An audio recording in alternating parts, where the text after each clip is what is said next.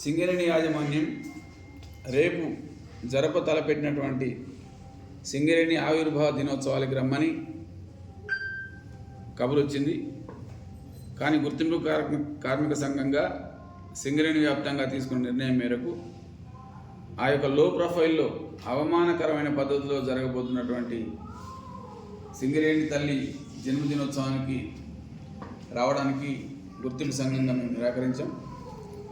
దీనికి ప్రధాన కారణం ఏంటంటే అధికారుల కుటుంబాలు, కార్మికుల కుటుంబాలు, పిల్లలు ఎంతో ఉత్సాహంగా సంవత్సరానికి ఒకసారి జరుపుకునే ఈ జన్మదినోత్సవాల్ని సింగరేణి యాజమాన్యం డబ్బులు కేటాయించి గ్రౌండ్లో ఆర్భాటంగా గొప్పగా నిర్వహించకుండా ఎవరో కార్మికుడు చనిపోతే ఎట్లయితే మనం మౌనం పాటిస్తామో అంతటి అవమానకరమైన పద్ధతిలో చేయడానికి జిఎం కార్యాలయంలో పెట్టారు. దాన్ని తీవ్రంగా సింగరేణి కాలేజ్ వర్కర్స్ ఖండిస్తున్నాం.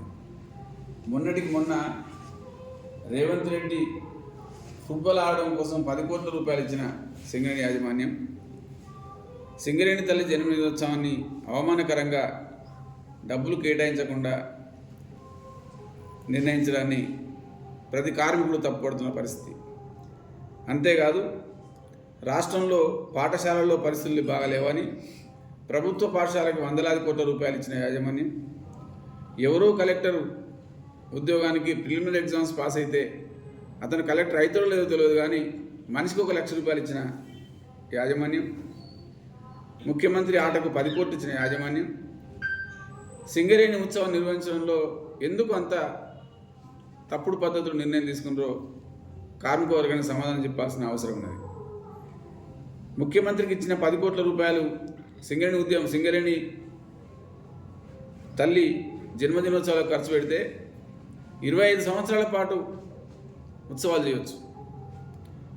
కానీ భూపాలపల్లి ఏరియా కేవలం 60,000 రూపాయలు కేటాయించి మీరు ఉత్సవాలు జరుపుకోమంటే దాంట్లోంచి ఉత్తమ కార్మికులకు బహుమతులు ఎట్లు ఇస్తారు, కళాకారులకు బహుమతులు ఎట్లు ఇస్తారు, కల్చరల్ ప్రోగ్రాం నిర్వహణ ఎట్లా జరుగుతుంది?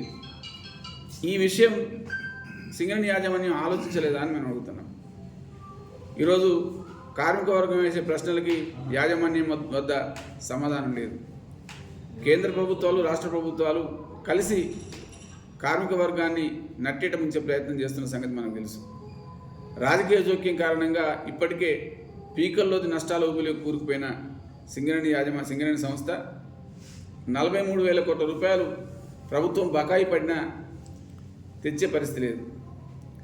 ఓవర్ డ్రాఫ్ట్ల కింద బ్యాంకుల నుంచి అప్పులు తెస్తూ జీతాలు చెల్లిస్తున్న సింగరేణి యాజమాన్యం పొదుపు చర్యలను పాటిస్తే తప్పు పట్టేది లేదు. కానీ కంపెనీ జన్మదినోత్సవాలు విషయంలో పొదుపు చర్యలు పాటించడం మాత్రం అవమానకరం.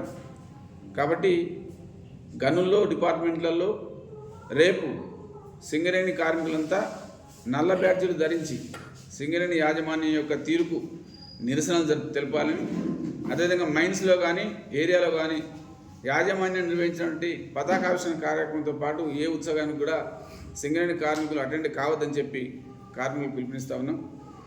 ఎందుకంటే తూతు మంత్రంగా జరిగే ఉత్సవాలు కార్మికుని అవమానించినట్టే. అలాంటి అవమానాలకి గురి కాదలుచుకుంటే అది తప్పుగా భావించబడుతుంది. కార్మికులు పోరాటాలు చేసి, ఉద్యమాలు చేసి సంస్థను కాపాడుకున్న కార్మికులు ఈరోజు రాష్ట్ర ప్రభుత్వము ఒకవైపు సింగరేణి సంస్థని ఓపెన్ కాస్ట్ మనుగూరులో టెండర్ పోవడానికి అనుమతించి జెన్కోని మళ్ళీ అదే టెండర్కి పంపించింది. ఇది అన్యాయం. అదేవిధంగా కేంద్ర ప్రభుత్వము మనకు రావాల్సిన బొగ్గులు రాకుండా 100 సంవత్సరాల పాటు కోల్బెల్ట్ ఏరియాలో బొగ్గు దవ్వుకునే అవకాశం ఉన్నా అటు బీజేపీ ప్రభుత్వం కూడా బొగ్గు బ్లాకులు మనకు ఇవ్వకుండా మన సంస్థను సమూలంగా మూసివేసే దిశకు తోసేస్తున్నది.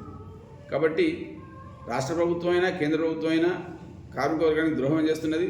సింగరేణి యాజమాన్యం కూడా ఆ రాజకీయ నాయకుల చెప్పు చేతల్లో ఉండి వాళ్ళు సింగరేణి సంస్థను దోసుకుంటా ఉంటే ఇష్టారాజ్యంగా డబ్బులు వాళ్ళకి ఇస్తూ ప్రత్యక్షంగాను పరోక్షంగాను సింగరేణి సంస్థను సర్వనాశనం చేసే పరిస్థితిలో యాజమాన్యం ఉంది. కాబట్టి దీన్ని తీవ్రంగా వ్యతిరేకిస్తాను. అందుకే సింగరేణిలో జరిగే ఈ ఉత్సవాల్ని తిరస్కరిస్తా ఉన్నాం. కాబట్టి సింగరేణి కార్మికులందరూ నల్ల బ్యాడ్జీలు ధరించి ఈ కార్యక్రమాన్ని నిరసించాల్సిందిగా కోరుతా ఉన్నాం.